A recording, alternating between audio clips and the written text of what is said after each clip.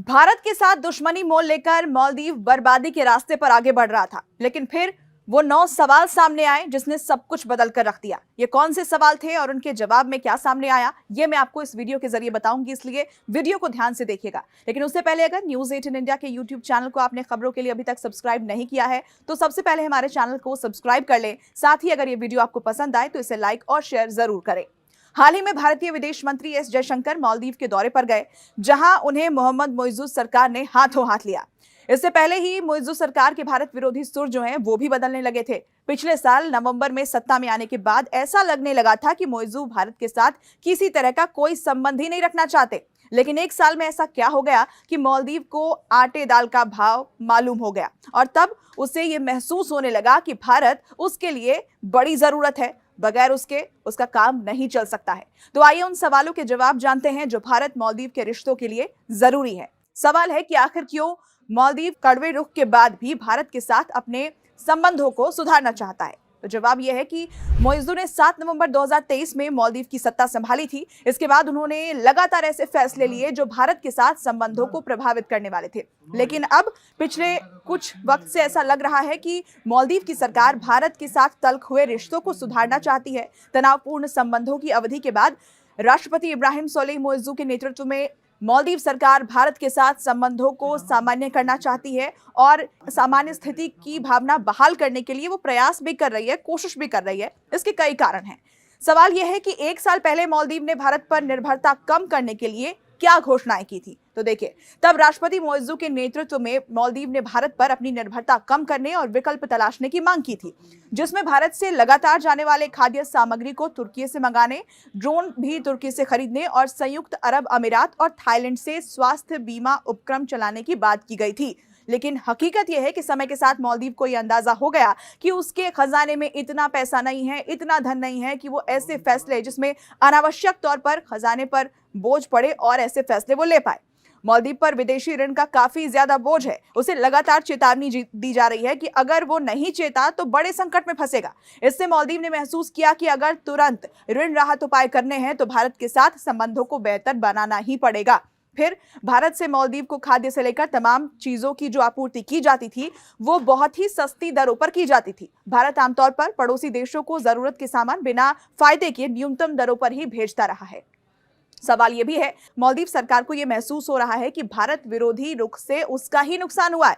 देखिए, वजह तो यही है, क्योंकि मोइज़ुद भारत विरोधी माहौल बनाकर चुनावों में जीत कर आए थे, लिहाजा उन्होंने इसी को आगे बढ़ाना चाहा। ऐसे माहौल में सत्तारूढ़ पार्टी के मंत्री और अधिकारी भारत पर गैर जिम्मेदाराना टिप्पणियां करने से बाज नहीं आए। इससे मालदीव के विदेशी और आर्थिक दृष्टिकोण को खासा नुकसान हुआ।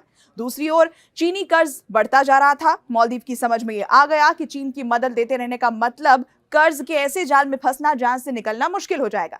तब उसे विश्वसनीय भागीदार के रूप में भारत की भूमिका समझ में आने लगी। सवाल यह कि भारतीय विदेश मंत्री एस जयशंकर का इस समय मालदीव दौरा क्यों हुआ और इससे क्या कुछ बदलेगा। तो जवाब यह है कि कुछ समय पहले मालदीव के राष्ट्रपति मोइज़ुद भारत आए थे और उसके बाद जब मालदीव का रुख भारत के प्रति बेहतर होना शुरू हुआ तो दोनों देशों के बीच उस चैनल को फिर से खोलने की कवायद शुरू हो गई, जहां दोनों देश पहले की तरह करीब आ सके। एक तरह से भारतीय विदेश मंत्री का यह दौरा मालदीव के अनुरोध पर ही हुआ है। विदेश मंत्री एस जयशंकर की मालदीव यात्रा के दौरान राष्ट्रपति मोइज़ुद ने भारत को निकटतम सहयोगियों में से एक बताया है। द्विपक्षीय संबंधों को मजबूत करने के लिए अपने प्रशासन की प्रतिबद्धता की पुष्टि भी की है। भारत ने हाल के ही वर्षों में मालदीव में लगभग $220 मिलियन का निवेश किया है, जो ये दिखाता है कि इस द्वीपीय देश में क्षेत्रीय विकास को कितना महत्व मिलता है। सवाल यह भी है कि क्या भारतीय पर्यटकों के मालदीव जाना कम करने से भी मालदीव पर असर पड़ा है। मालदीव भारतीय पर्यटकों पर काफी हद तक निर्भर करता है। मालदीव की अर्थव्यवस्था में सुधार की जरूरत है। भारतीय पर्यटकों को आकर्षित करने से आर्थिक गतिविधियों को बढ़ावा मिलने में मदद मिलती है। कुछ समय पहले आई तल्खी के बाद भारतीय पर्यटकों का वहां जाना जब कम हो गया तो पर्यटन पर आधारित इस देश की अर्थव्यवस्था पर इसका खराब असर भी दिखने लगा।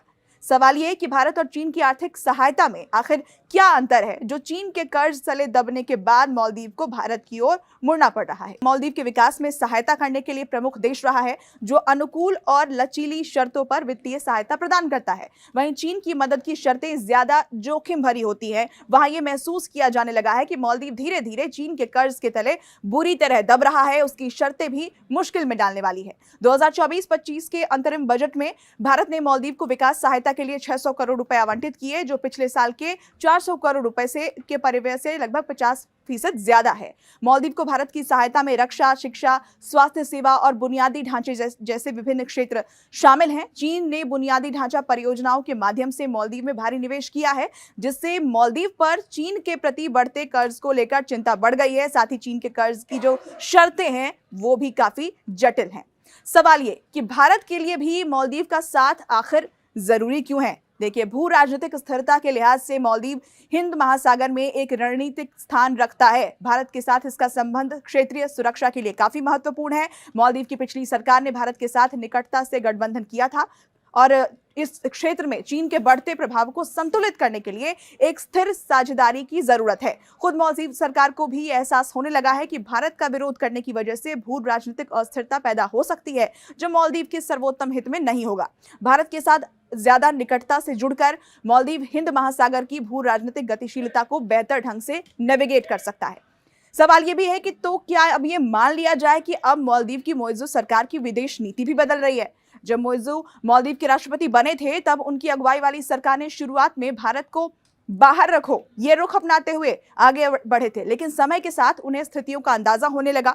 अब स्थिति के मूल्यांकन के बाद दोबारा से जब उसे रिवाइज किया गया है, तब यह जाहिर हो रहा है कि मोइज़ू सरकार से पहले की भारत समर्थक सरकार की इंडिया फर्स्ट नीति देश में ज्यादा आर्थिक लाभ और स्थिरता लेकर आई थी। भारत ने भी इस दौर में धैर्य दिखाते हुए हमेशा पॉजिटिव रुख अपनाया और अपना सहयोग जारी रखा। इसी वजह से अब मालदीव सरकार जो है उनका रुख बदल रहा है और उसका बदला रुख उसे भारत के फिर से करीब लाने लगा है। अगला सवाल कि भारत के साथ संबंधों में सुधार से मालदीव को किस तरह से लाभ मिलते हैं, जो मालदीव के विकास और स्थिरता में मायने रखते हैं। ये लाभ मालदीव को कई तरह से मिलते हैं। मालदीव ने पिछले 1 साल में इनके विकल्पों के लिए दूसरे देशों की ओर देखने की कोशिश की, लेकिन उसे ये समझ में आ गया कि भारत जिस तरह तमाम मामलों में उसके साथ खड़ा रहा है, वैसा दूसरा देश नहीं करने वाला है। सामानों का आयात भी दूसरे देशों से खासा महंगा मालदीव को पड़ रहा था। भारत मालदीव के लिए पर्यटकों का एक मुख्य स्रोत है।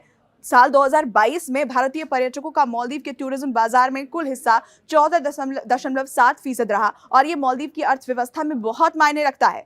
भारतीय पर्यटन बढ़ने से राजस्व बढ़ सकता है, स्थानीय व्यवसायों को वहां पर समर्थन मिलता है। 2021 में दोनों देशों के बीच द्विपक्षीय व्यापार $300 मिलियन से ज्यादा का रहा था। भारत उसके सबसे बड़े व्यापारिक भागीदारों में से एक बन गया। इसमें भोजन, फार्मास्यूटिकल्स, निर्माण सामग्री जैसे आवश्यक सामान भी शामिल हैं।